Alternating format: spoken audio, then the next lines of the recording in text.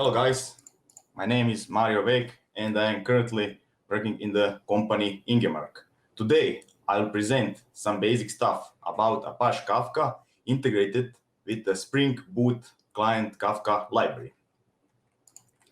So in the microservices communication, we have two types of communication. One is synchronous communication via HTTP. The client sends a request to the server and waits for response back. So when the response comes back, our program starts with execution the program. So the thread is blocked. In the asynchronous communication, the client sends a request to some broker, for example, Apache Kafka or RabbitMQ, and immediately start with the execution of program. So the thread is not blocked. Here in the asynchronous communication, we have a few services. For example, order service, stock, payment, delivery, and so on. For example, the order service sends some message to the Apache Kafka broker topic, to the topic stock.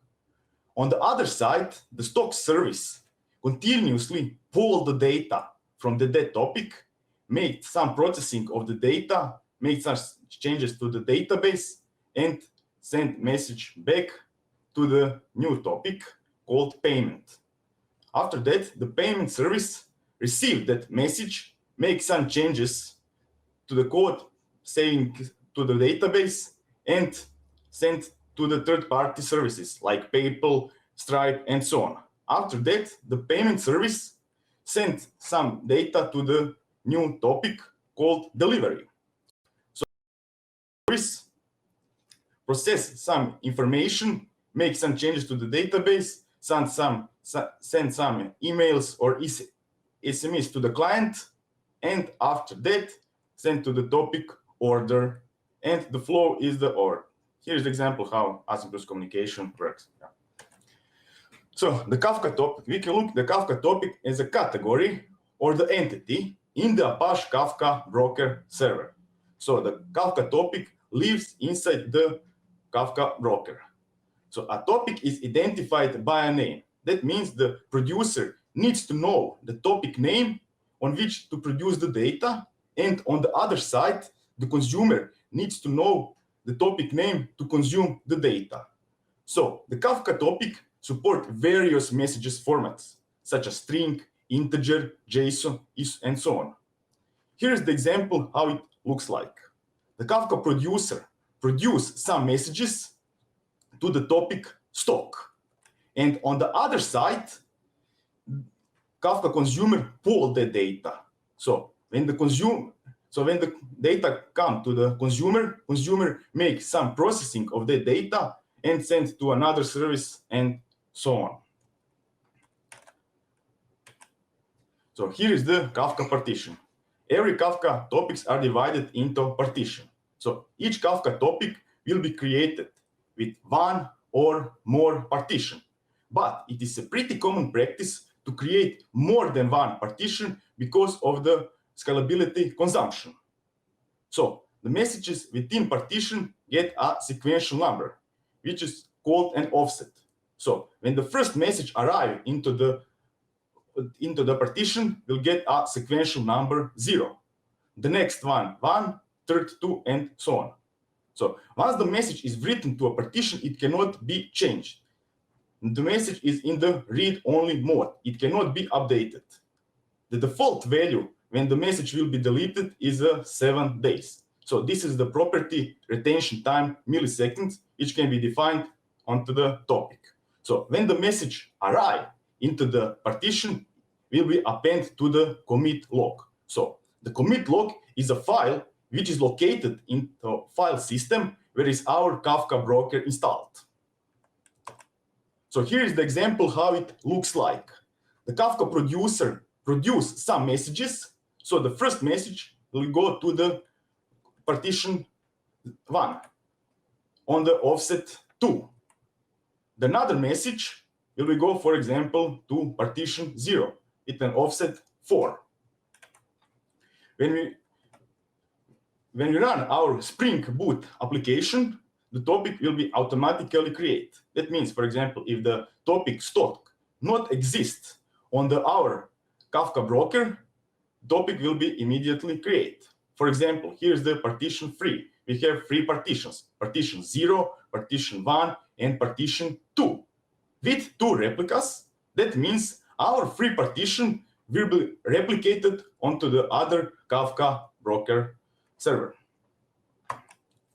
So we have a Kafka producer. So the Kafka producer writes the data to the topic. It has 2 parameters. One is a key and another one is a value.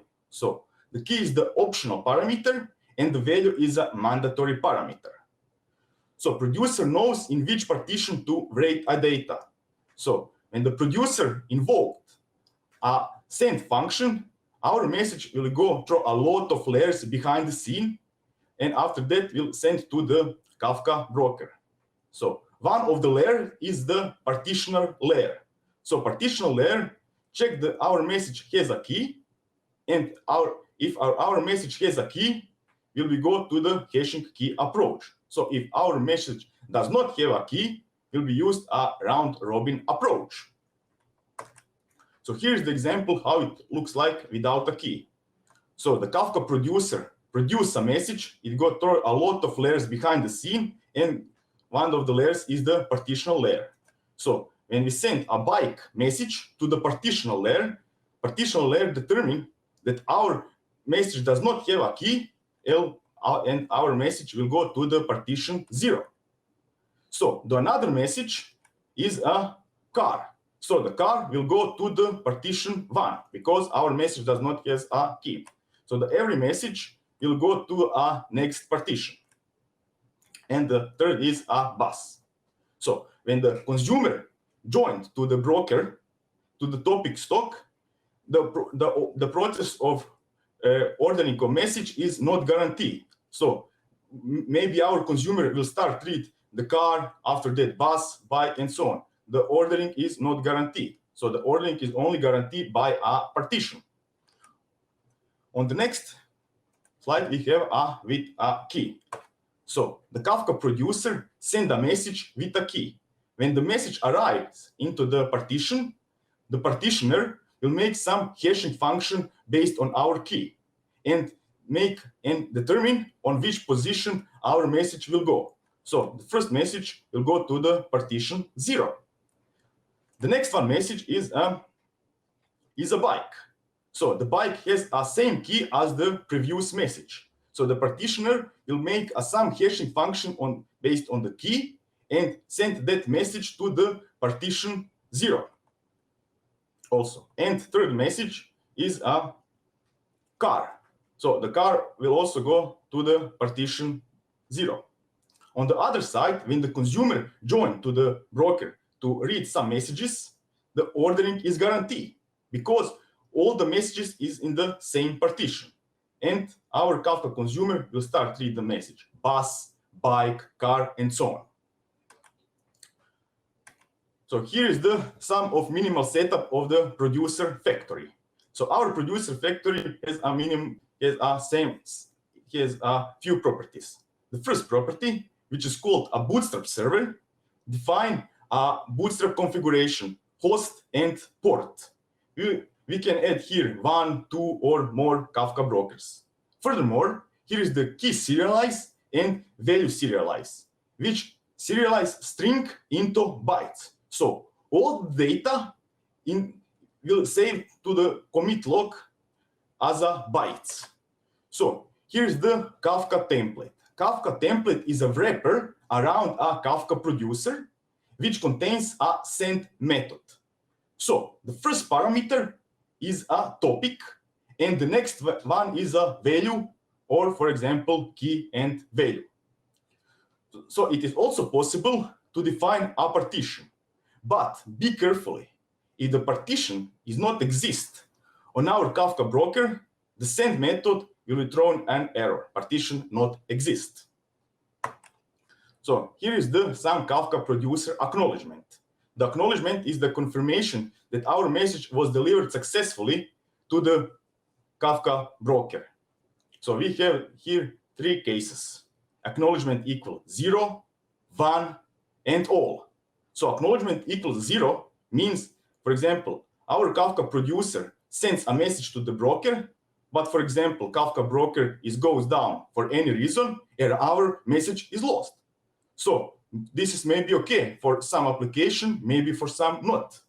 But in the acknowledgement equals 0, the Kafka producer produces a message to the leader Kafka broker of the partition. For example, if the Kafka brokers goes down for any reason, Kafka producer has built-in method with retrieval mechanism, which will retrieve a message. When the Kafka brokers goes up, our message will be delivered and written successfully to that broker. And we have a third case with acknowledgement equal all. So the Kafka producer produces a message to the leader, and the leader automatically replicates that message to the other Kafka broker. So on the other slide, we will see how it looks like. So here is example of Kafka producer acknowledgement all. So we have here a named topic called stock with configuration min in sync replicas 2. That means in the same time, we need two brokers to be up with free partition 0, 1, 2, and free replicas, broker 1, broker 2, and broker 3. So, okay, Kafka producer produces some message to the broker 1, and automatically the broker 1 replicates that message to the broker 2 and the broker 3. After the message is successfully written to the broker 2 and the broker 3 will send acknowledgement to the broker 1. So after that, the broker 1 will send acknowledgement to the Kafka producer, and our message is successfully written to the brokers. So when the Kafka producer produces a message, but the broker 2 is down for any reason, and broker 3 is down for any reason, our Kafka broker 1 will give us an exception. So the exception is not enough replicas exception. And our message will not be recorded to any broker. So the Kafka consumer reads the data from the topic. It is based on the pool model. It requests the data from the topic and gets a response back. So the reads is ordered from the low to the highest offset. So we have here 3 cases of the reading a message. From beginning, latest, and the specific offset. But for the specific offset, it needs to be programmatically set from which offset to start reading messages. So here is the example from beginning. Our Kafka producer sends some message to the partition 0, for example, message on the offset 0, 1, 2, and so on. The consumer offset is a topic, internally topic created by the Kafka broker, which contains offset by the consumer groups. So when our Kafka consumers join to the Kafka broker, it will immediately send a request to the consumer offset to check if there is any offset for the stock 1 group. So if there is no offset for the group stock 1, it will start reading from the beginning. So it will start process the message on position 0, the next one on position 1, 2, and so on. But after each message is successfully processed, our Kafka consumer will immediately send the offset to the consumer offsets. So if for any reason our Kafka consumer goes down and for maybe few seconds is up, automatically will be checked the consumer offset, which is the latest offset for the stock 1. So for example, in our scenario, this is the offset position 2, and our Kafka consumer will start reading the messages from the position 3, 4, 5, and so on. But from the latest, it is the same story. For example, Kafka producer sends some messages to the partition 0 on the message offset 0, 1, 2, and so on. After some time, our Kafka consumer joined to the broker. So it will first check if there is any offset for the stock 2 into the consumer offset. If there is no information, it will start read from the latest offset. after each message is successfully processed, our Kafka consumer will send the offset to the consumer offset topic.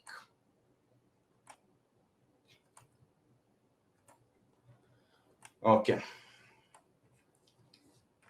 So there is a minimal setup for the Kafka consumer.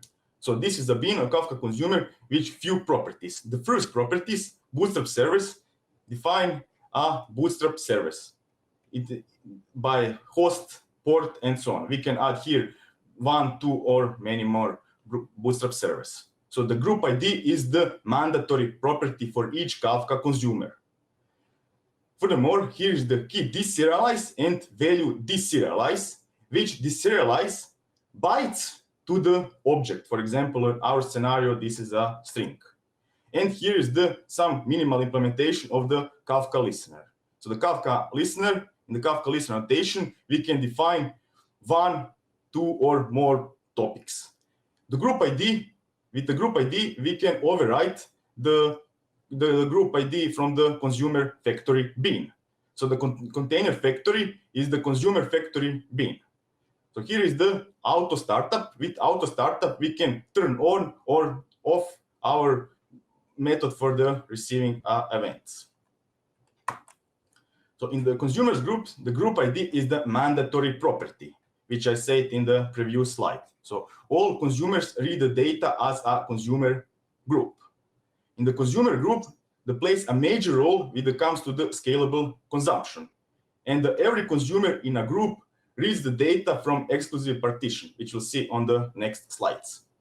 So here is the example of consumer groups. So our Kafka consumer listens to the all three partition, but the Kafka producer produce the messages as fast as possibly can.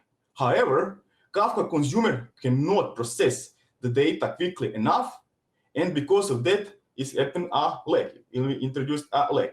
Lag means that our 5 messages is behind comparison to the real-time reading of the messages. So we will see on another slide how to fix that problem. So here is the Kafka producer, which produce some messages to the partition 0, 1, 2, and so on. And Kafka consumer listen to all 3 partitions. When the new Kafka consumer join to the broker, it will immediately send a signal to the group coordinator. So the group coordinator will check our new Kafka consumer, which is the topic of that new consumer. So if the topic is the same as the consumer on the left side, will trigger a rebalance. So rebalance is the way of changing the ownership of each partition.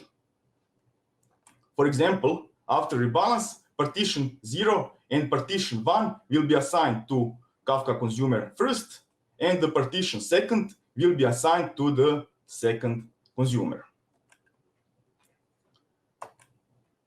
So the Kafka producer also produces some messages to the partition, but the maximum consumers which when assigned to the partition is a 3. So every consumer is assigned to every partition. It cannot be possible to both consumers listen on one partition. So if the new consumer arrives, it will be in the idle mode. That means will be do nothing.